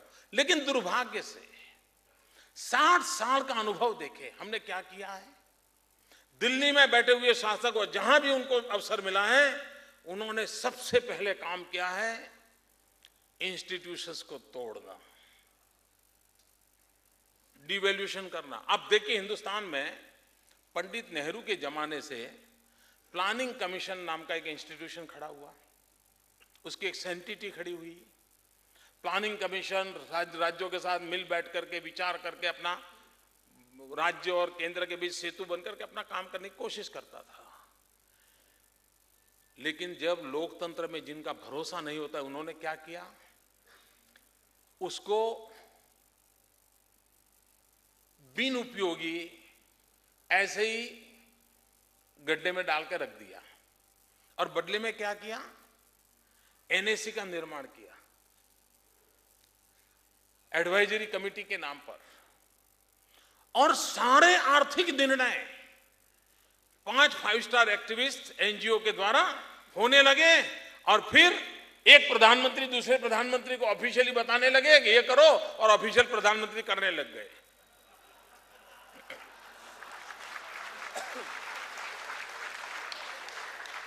रुकावट के लिए खेद है, पहुंचने में बड़ी देर हुई। मित्रों, आप मुझे बताइए, इतनी बड़ी प्लानिंग कमीशन नाम की 60 साल से विकसित हुई इंस्टीट्यूशन को बिल्कुल नाकाम कर दिया, एनएससी बना दी। आप देखिए धारा 356, देश के फेडरल स्ट्रक्चर को सुरक्षित रखना और देश एक दिशा में चले, इसलिए इस धारा का उपयोग होने के बजाय सैकड़ों बार शासनों को नष्ट करने के लिए उस धारा का उपयोग हुआ।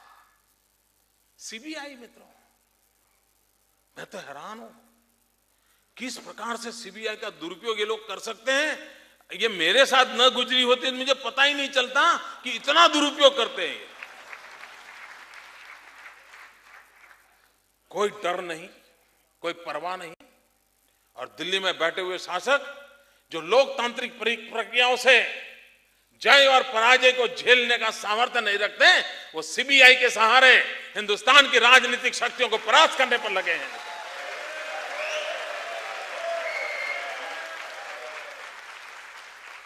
हो सकता है सीबीआई के माध्यम से आज 2-4 लोगों को परेशानी होती होगी, लेकिन सीबीआई का दुरुपयोग करने से आप हिंदुस्तान के लोकतांत्रिक फैब्रिक को तहस नहस कर रहे हो। इस बात को कांग्रेस के मित्र समझते नहीं है, उनका अपना निजी स्वार्थ। इन दिनों तो क्या हुआ, आईबी और सीबीआई आमने सामने। साहब बताइए, सीबीआई आईबी का इंट्रोगेशन कर रहा है, आईबी को पूछ रहा है ये तुम्हारा इन्फॉर्मर कौन है बताओ। वो कहता है मैं नहीं बता सकता हूं। वो कह रही बताओ। मित्रों, कि किसी देश में ऐसा होता है क्या? इंस्टीट्यूशंस को तोड़ना, यही उनका मित्रों काम है। ये किस प्रकार से करते, मुझे याद है हमने vibrant Gujarat global investor summit किया, लोग इन्वेस्टमेंट के लिए आए, लेकिन चूंकि गुजरात सरकार उनको पसंद नहीं है तो उन्होंने क्या किया, जो लोग हमारे यहां वाइब्रेंट समिट में इन्वेस्ट करने आए उनको भारत सरकार ने इनकम टैक्स की नोटिस भेजी।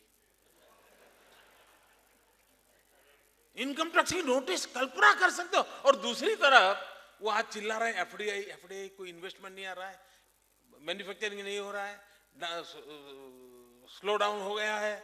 अगर आप इसी प्रकार के इंस्टीट्यूशन का दुरुपयोग करोगे, इंस्टीट्यूशन को तोड़ते रहोगे, तो मैं नहीं मानता हूं कि कभी भी देश का भला हो सकता है। आपको एक पुरानी घटना याद होगी, 1983 हिंदुस्तान के इलेक्शन, यहां इलेक्शन कमीशन की काफी बातें इसलिए मैं उल्लेख करता हूं। हिंदुस्तान के इलेक्शन कमीशन ने कहा था कि आसाम में चुनाव करने के हालात नहीं है, 1983 में। मित्रों, श्रीमती इंदिरा गांधी ने इलेक्शन कमीशन की उस बात को नहीं माना। उन्होंने चुनावी राजनीति में फायदा उठाने के लिए आसाम में चुनाव थोप दिया और परिणाम हुआ हिंदुस्तान के, आजाद हिंदुस्तान का सबसे बड़ा नेल्ली का हत्याकांड हुआ था, अगर इतिहास किसी को मालूम हो तो। क्यों? आपने इंस्टीट्यूशंस की इज्जत नहीं की, आपने इंस्टीट्यूशन का महत्व नहीं समझा। एक इंस्टीट्यूशन आपको कहती है तो आप दूसरे इंस्टीट्यूशन के साथ टकराव करने के लिए लग गए, और उसके कारण मित्रों कितना बड़ा प्रहार हुआ है जिसको आप कर सकते। मित्रों, भारत का संविधान फेडरल स्ट्रक्चर को लेकर के चल रहा है। यहां पर कोई बड़ा भाई कोई छोटा भाई नहीं है, सब मिलकर के, सब राज्य मिलकर के देश को चलाते हैं और देश में एक सुशासन की व्यवस्था खड़ी करने का आकांक्षा के साथ चलते हैं। लेकिन आज जितनी लड़ाई दिल्ली सरकार पाकिस्तान से करती है, उससे ज्यादा लड़ाई वो अपने से नापसंद राज्यों के साथ करती है।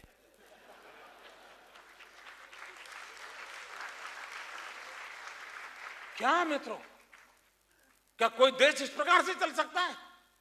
अगर आप फेडरल स्ट्रक्चर के लेटर एंड स्पिरिट से अगर उसका रिस्पेक्ट नहीं करोगे तो हिंदुस्तान की एकता, अखंडितता को खतरा पैदा होगा। और इसलिए मित्रों, जब हम शासन और लोकतंत्र की बात करते हैं तो इन बातों के महत्व को भी हमको समझना होगा, ये मेरा स्पष्ट मत है। मित्रों, एक बात और भी है, कभी कभी आपने, मेरे यहां गुजरात में भी ऐसा होता था, अच्छा काम हुआ है तो हमारे अफसर क्या बोलते थे कि नहीं, हमें काम करने के लिए बहुत बड़ी अनुकूलता है, कोई पॉलिटिकल इंटरफेरेंस नहीं है। इसका मतलब सब बर्बाद हम ही कर रहे हैं क्या? और आप किसी भी अफसर को मिलिए जी, आराम से अफसर लोग ये बताते हैं कि भाई हम काम कर पाए, क्योंकि पॉलिटिकल इंटरफेरेंस नहीं है। मित्रों, मैं समझता हूं इस बात को बहुत गहराई से समझने की आवश्यकता है। We are in a democratic setup. हमने पॉलिटिकल सिस्टम, इलेक्टेड बॉडीज को स्वीकार किया हुआ है। उसको अगर हम इंटरफियरेंस मानेंगे तो हम लोकतंत्र की मूल भावना को ही नहीं समझ पाए हैं। और इसलिए मैं हमेशा कहता हूं कि शासन में जो लोग आते हैं उनका काम है नीतियां बनाना, प्रशासन में जो लोग हैं उनका काम है उसका इंप्लीमेंटेशन करना। लेकिन ये जो झगड़ा है पॉलिटिकल इंटरफेरेंस का, मैं समझता हूं उसको सही अर्थ में राजनेताओं ने भी और ब्यूरोक्रेसी ने भी समझने की आवश्यकता है। मैं इस बात का पक्षकार हूं कि पॉलिटिकल इंटरफेरेंस की जरूरत नहीं है, लेकिन पॉलिटिकल इंटरवेंशन की बहुत जरूरत होती है। आज दिल्ली क्यों चल नहीं रहा है? कारण क्या है? बाबू बैठे हैं। अगर पॉलिटिकल लीडरशिप होती जो धरती से निकल के आई होती तो निर्णय करने की हिम्मत करती। मित्रों, पॉलिसी पैरालिसिस नहीं होता।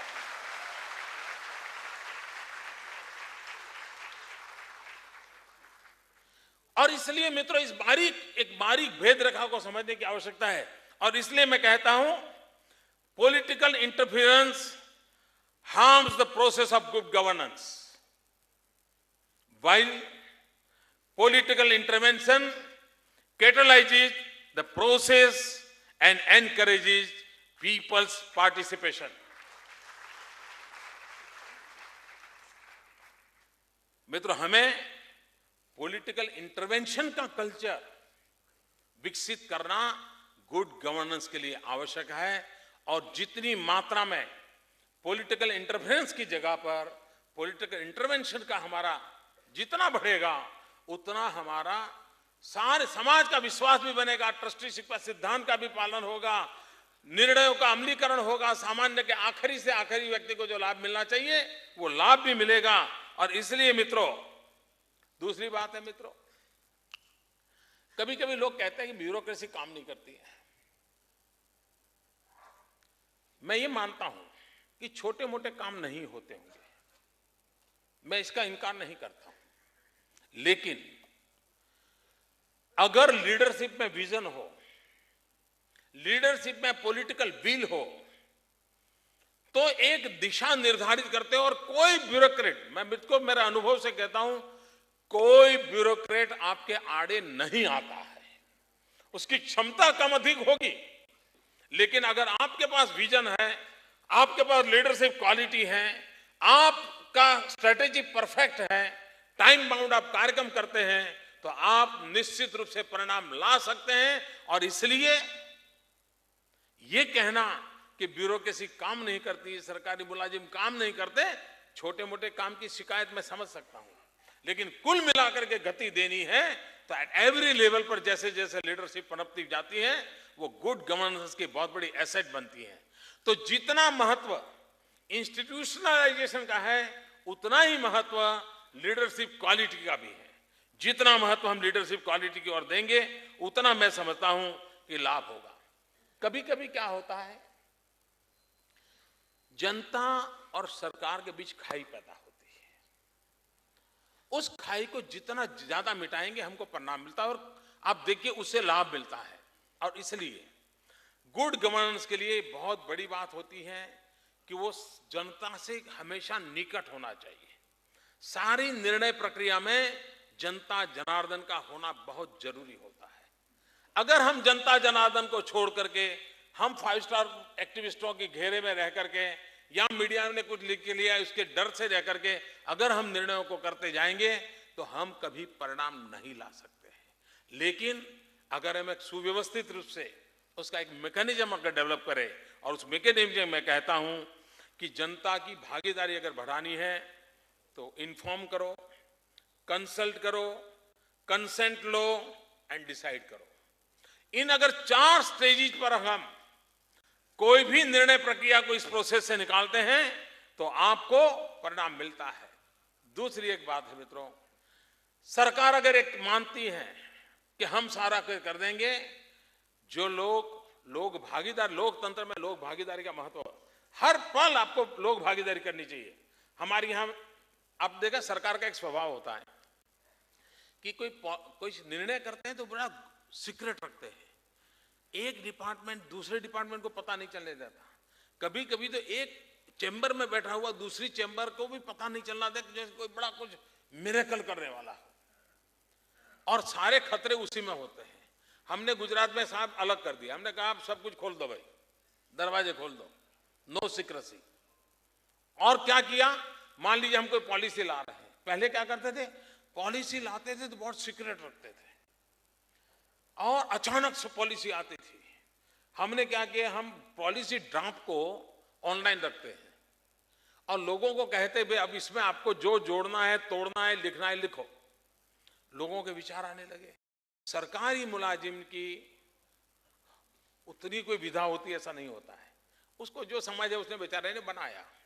लेकिन लोग जुड़ते हैं, इंटरेस्टेड ग्रुप जुड़ते हैं, क्रॉस सेक्शन ऑफ सोसाइटी जुड़ती हैं, और उसमें से जो निकलता है उसकी कई गलतियां हमारी दूर हो जाती हैं, कमियां दूर हो जाती हैं, कई नई नई चीजें हमको मिलती हैं, और उसके बाद जो पॉलिसी बनती है वो पॉलिसी सर्वग्राह्य बनती है, सर्वमान्य बनती है, सर्वस्वीकृत बनती है, और हमें उसको इंप्लीमेंट करने में कोई तकलीफ नहीं होती।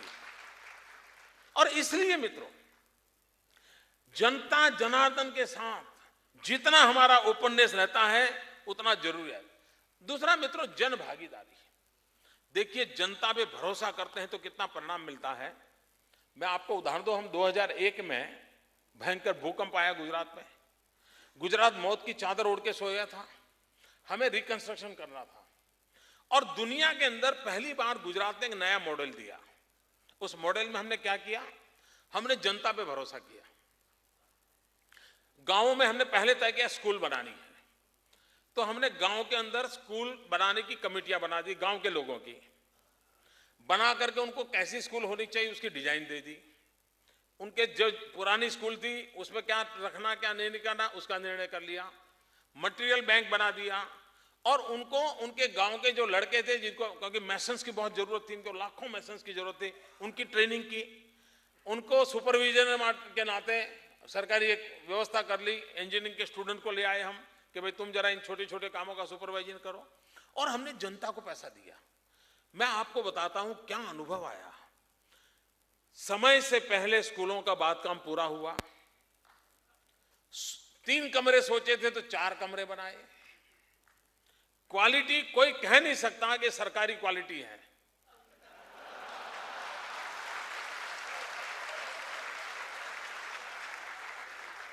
वरना तो वह सरकारी है। मित्रों, उत्तम प्रकार का उन्होंने कंस्ट्रक्शन किया, और इतना ही नहीं, ये करने से जो पैसे बच गए, भूकंप पीड़ित लोग थे उनके भी घर टूट गए थे, उसके बावजूद भी बचे हुए पैसे सरकार में जमा करवाए। मित्रों, सलाम करें मित्रों, इन जनता जनार्दन को सलाम करें। अगर हम लोकतंत्र में उन पर भरोसा करते हैं तो कैसा काम करके देते हैं, इसका उदाहरण है। मित्रों, हमारे यहाँ एनजीओ आए थे सारे काम करने के लिए, कई पते ढेर सारे 5 स्टार एक्टिविस्ट आए, अच्छे एनजीओ आए, डेडिकेटेड एनजीओ, सारी सब प्रकार की दुनिया हमारे यहाँ थी। एनजीओ को हमारे पास आए, हम मकान बनाना चाहते हैं। ये एनजीओ ने क्या किया, उन्होंने किया हम मकान बनाएंगे, सरकार का जो फंड है हमको दे दो। मित्रों, हाँ, सरकार ने क्या किया, हमने एनजीओ को कहा तुम जनता पे भरोसा करो यार, जनता को दो, तुमको अच्छा काम करके देंगे। उन्होंने जनता पे भरोसा नहीं किया, हमने, सरकार ने जनता पे भरोसा किया, और इसका परिणाम ही आया, हजारों लाखों मकान समय से पहले बन गए। मित्रों, काम तेजी से चल गया। अभी हमें यूनाइटेड नेशन का अवार्ड मिला है, किस बात के लिए? मित्रों, हमने जनता पे भरोसा किया। हमारे यहाँ जो पानी की डिस्ट्रीब्यूशन की जो व्यवस्था है, वो हमने गांव की महिलाओं की पानी समिति बनाई, और हमने तय किया कि पानी समिति में पुरुष कोई नहीं होगा, क्योंकि पानी का मूल्य क्या होता है वो महिला सबसे ज्यादा जानती है। चर्चा, क्योंकि उसको बेचारी को 3-3 किलोमीटर से पानी उठा करके लाने के दिन उसने देखे हैं, वो उस पानी के मूल्य को बहुत समझती है। और हमने पूरे गुजरात में पानी समितियां बनाई और वास्मो नाम का हमारा एक काम चालू किया और उसमें पानी वितरित करने का काम बहनें करती हैं, पानी का टैक्स कलेक्शन वो करती हैं, कहां पर टेक्निकल फॉल्ट आया तो उसका रिपेयरिंग करने का काम भी वो करती हैं। मित्रों, इतना परफेक्ट पानी डिस्ट्रीब्यूशन की सिस्टम को वो चलाती है, यूनाइटेड नेशन ने उसको अवार्ड दिया है। सरकार ने उन पर भरोसा किया। मित्रों, लोक भागीदारी लोकतंत्र में जितनी ज्यादा होती है उतना हमको परिणाम मिलता है। मित्रों, लोक भागीदारी की ताकत क्या होती है? मैंने अपने मन से एक काम सर पे लिया हुआ है, कन्या शिक्षा का, और बड़े मन से मैं सरकार तो चलाता हूं, लेकिन ये काम मैं अपने विशेष समय देता हूं।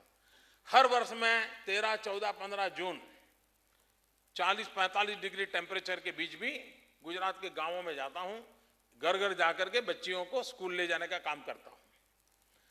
मित्रों, आमतौर पर कोई मुख्यमंत्री, कोई मंत्री किसी गांव में जाएगा तो आप देखना, गांव वालों को पता चलेगा कि फलाना मंत्री फलानी तारीख को आने वाला है, फलाना मुख्यमंत्री फलानी तारीख, तो गांव वाले इकट्ठे होते हैं, मेमोरेंडम तैयार करते हैं, क्या क्या मांगेंगे।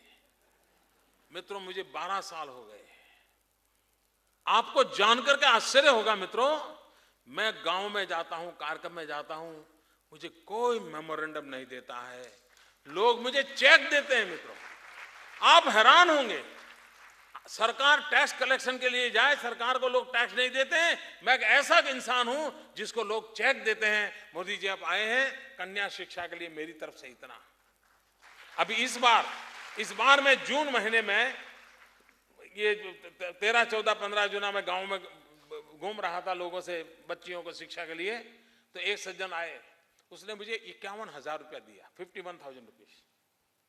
मैंने उसको पूछा आप क्या करते हो, क्योंकि कोई 51,000 दान देता है तो कुछ अच्छा ही, कुछ स्थिति वाला आदमी होगा। मैंने उसको पूछा आप क्या करते हो, मुझे कहता है मैं साहब बस में कंडक्टर हूं। किसी ने कल्पना की है मित्रों, जन भागीदारी की ताकत क्या होती है? एक बस का कंडक्टर ईमानदारी से जब कन्याओं की शिक्षा के लिए पूरा राज्य मेहनत कर रहा है, उसको भी लगता है कि मैं 51,000 रुपया का चेक मुख्यमंत्री आए हैं उनको दूं, और ये मेरे रोज के अनुभव है मित्रों। और इसलिए ये ट्रस्ट एंड ट्रस्टीशिप, ये जन भागीदारी, ये जितनी मात्रा में हम बढ़ाएंगे उतनी मात्रा में हम गुड गवर्नेंस को मित्रों आगे बढ़ा सकते हैं। मित्रों, कभी कभी मेरे मन में विचार आता है कि महात्मा गांधी ये राम राज्य की बात क्यों करते थे, कि उन्होंने तो देखा नहीं था।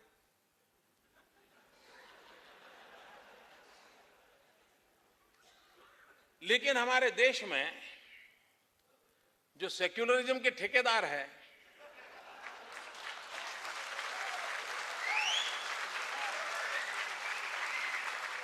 उनका बड़ा प्रॉब्लम है, वो वही चीज समझते हैं जो उनको समझनी हो, वही चीज सुनते हैं जो उनको सुननी हो। एक बार ट्रेन में एक महात्मा जा रहे थे, उसी ट्रेन में एक मौलवी थे, उसी ट्रेन में एक पहलवान था, तीनों ऐसे ट्रेन में सफर कर रहे थे। तो बातें चली,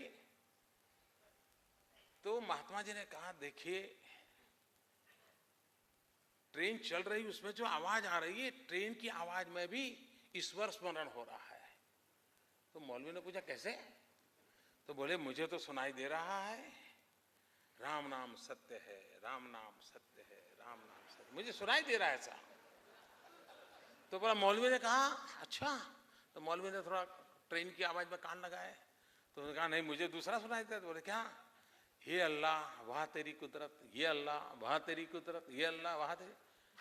तो पहलवान वहां बैठा था, उसने कहा मुझे भी सुनाई देता है। बोले क्या? कर कसरत खा रबड़ी, कस कसरत खा रबड़ी।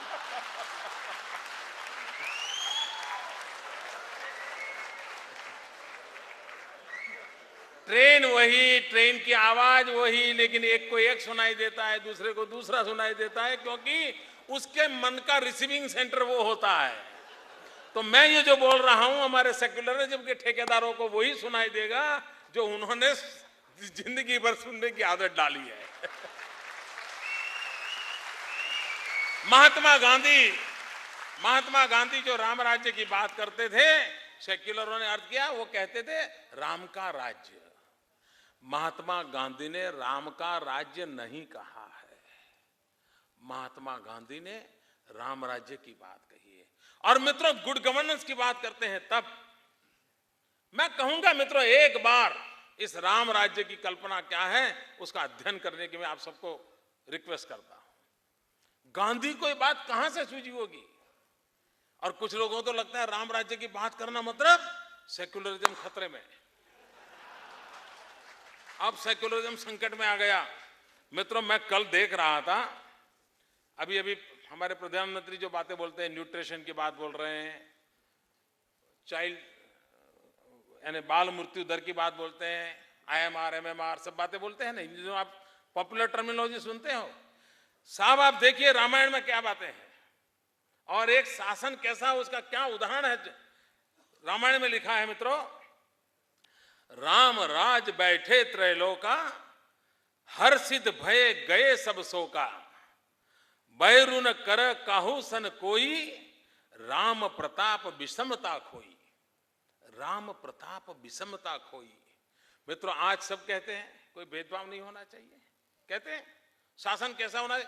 मित्रों, इसका मतलब क्या है? ऐसा शासन जिसमें विषमता न हो, ऊंच नीच न हो, गरीब और अमीर के बीच भेद न हो, ऐसा शासन होना चाहिए।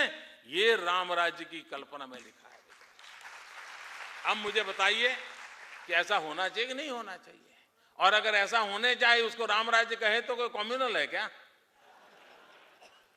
इतना ही नहीं मित्रों, उन्होंने एक जगह पे बड़ा मजेदार कहा है, आज जो चर्चा होती नहीं है माल न्यूट्रिशन वगैरह की, दैहिक दैविक भौतिक तापा, राम राज नहीं काहुई व्यापा, सब नर कर ही परस्पर प्रीति, चल ही स्वधर्म निरत श्रुति नीति।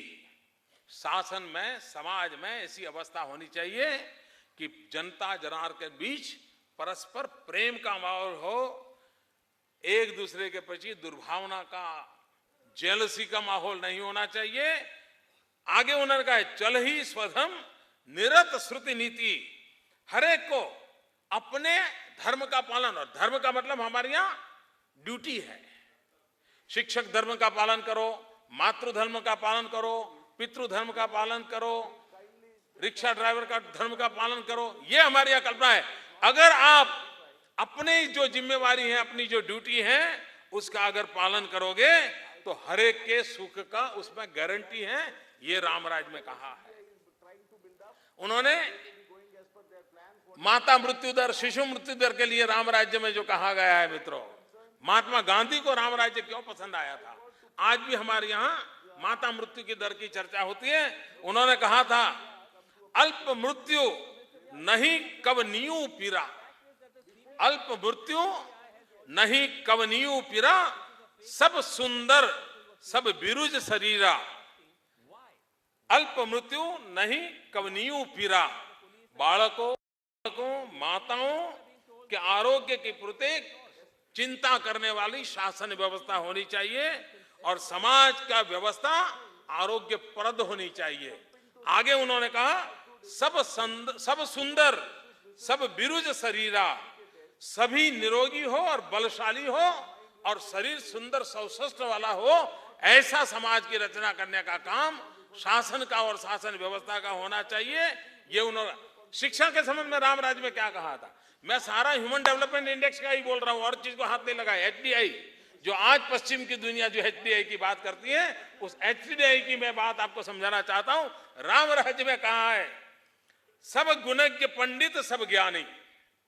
सिर्फ हमारे यहां तो अभी क्या कहते हैं भाई, सबको अक्षर ज्ञान दो, पढ़ना लिखना आता है। राम राज्य में क्या कहा था? सब गुणज्ञ पंडित सब ज्ञानी। शिक्षा पर इतना भार था कि हर नागरिक पंडित बनना चाहिए, वहां तक उसकी शिक्षा होनी चाहिए, नर हो या नारी हो। आप कल्पना कर सकते हो, आज जो समाज में so called human development index की चर्चा होती है, उसके जो मूलभूत आधार है वो राम राज्य में पूरी परिभाषा तुलसीदास ने उस जमाने में की हुई है मित्रों। और तभी मुझे लगता है कि महात्मा गांधी के मन में ये जो कल्पना आई थी मित्रों, ये कल्पना का कारण भी यही था और इसी के कारण महात्मा गांधी ने कहा था। मित्रों, कुछ बातें हैं जो रिफॉर्म होनी चाहिए गवर्नेंस में, ये मैं आज आग्रह से कहना चाहता हूं। हमारे यहां, मैं अब थोड़ा समय लूंगा, जरा ज्यादा ही बोला हूं आज, लेकिन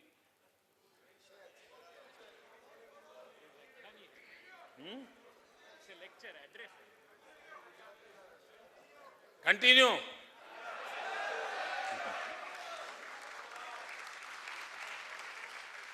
मित्रों, आज शासन की व्यवस्था कैसी है?